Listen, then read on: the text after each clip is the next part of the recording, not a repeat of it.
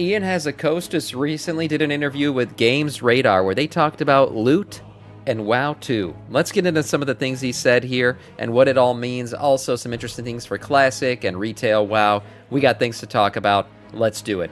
Ian Hazzikostas asked about how loot is currently working in the game. We've been talking about how they've been kind of increasing loot towards the end of events. For example, Plunderstorm, Mists of Pandaria Remix, the War Within pre-patch, and now the 20th anniversary. Between these events, the common ground has been that Blizzard basically drops a bunch of loot that you can get, not gettable early on, right? It's kind of time-gated with the things you got to do to get them.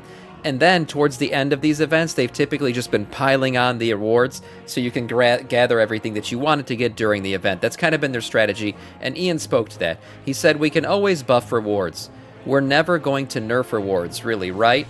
If things go out too fast and generous, we'll never be able to pull back. And so while playing a bit of that guessing game and trying to pick the right values, we may tend to err on the conservative side, which, makes sense. Although, the thing is, like, you gotta remember, when you're programming WoW, a game like WoW, you're programming for degenerates who will just get everything in one day if you allow them to do so. He goes on to say, hopefully the players understand, we'll be fast and responsive if it feels like we've missed the mark. We're hearing feedback, we hear the feedback from the community loud and clear. And I will say one thing they've been doing better than any other expansion, probably since Dragonflight. Dragonflight's where they really started to listen more, and that is that they do listen. Right? They do go ahead and they make the changes they need to make, and they do the things they need to do based on feedback, and they react pretty quickly. So we've been seeing that a lot, and I'm confident that they'll continue to do that because I think it's yielded good results for them.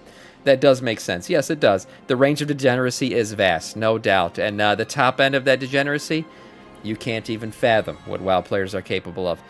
He went on to talk about the 20th anniversary in specific, and some of the issues they ran into with its launch and the loot tables and everything else with it.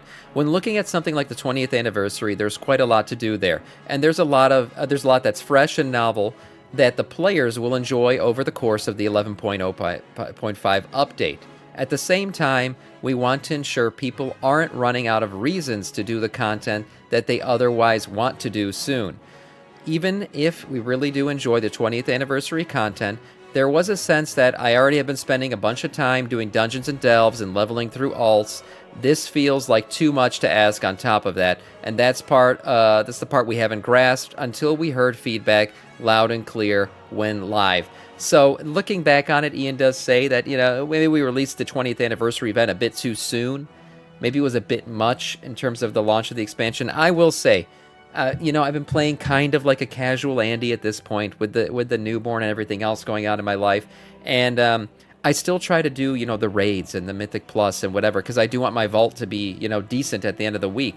The problem is with all that going on, I don't have a lot of time to do the anniversary event stuff, and the anniversary event right now for me, I'm lagging behind. I still haven't even gotten my tier set yet. So for those people like me who are out there doing, real life things plus the game, yes, it does feel like a lot at times. I feel like, most of the WoW players who just play WoW all the time, I'm sure it's plenty, they have plenty of time to do it all. But there's people that are on the other side of it that are just like, oh shit, man, I got to stick to doing the dungeons and shit. We're still early in this expansion. I got to keep gearing out. I don't got time for this stuff. The bronze token drops got fixed faster, remix bronze, which was a surprise. And I think they will do that with this, right? They're going to do that with the anniversary event too. There hasn't been anything yet, but I'm betting they're going to kind of up the, drop rate of things and give you more and more currency so that way everybody can get their tier sets and everything they wanted to get by the end of the whole event. Always need a carrot. Yes. Filthy casuals. Yes, I am also one. Yeah, and that's just the way it is. I'm not 16 anymore. I wish I kind of was sometimes so I can just degen my way of life on this game, but I'm not. I do try to put as much time as I can, though, because I do still enjoy playing. Moving on to another interesting topic that was brought up in the interview, WoW2. Will there be a WoW2?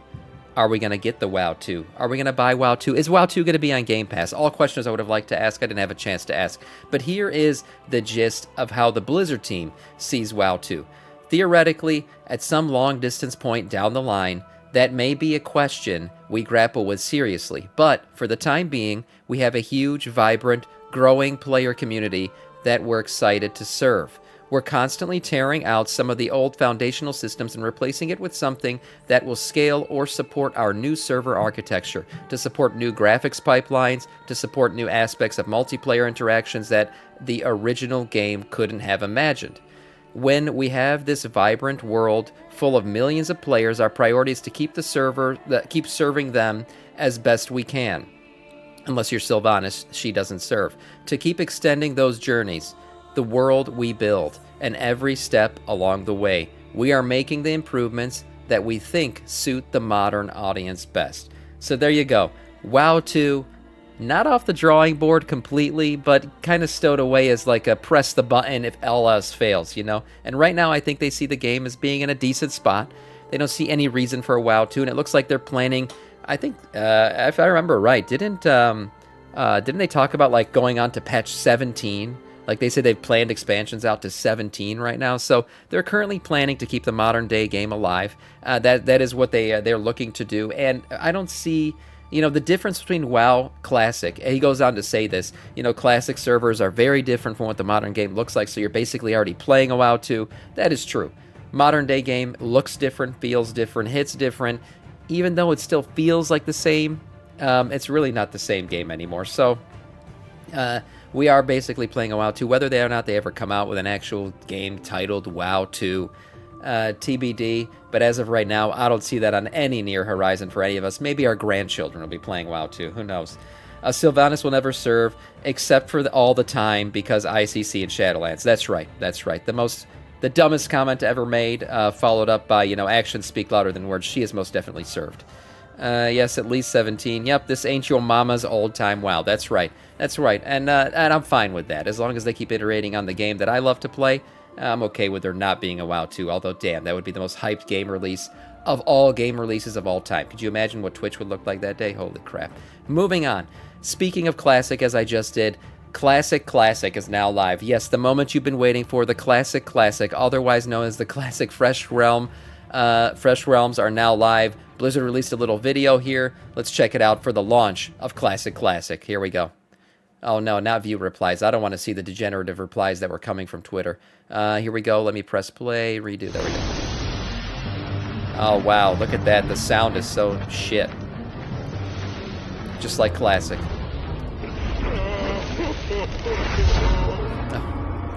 Oh. Anixia's already dead. Okay.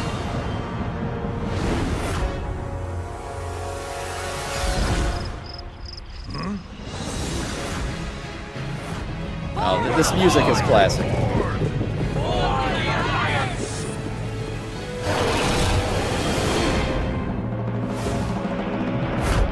There it is. Fresh 20th Anniversary Edition. There you go. For all of you Classic Andes, you can now be Classic Andes. As I said before, I'm waiting for Quad Classic.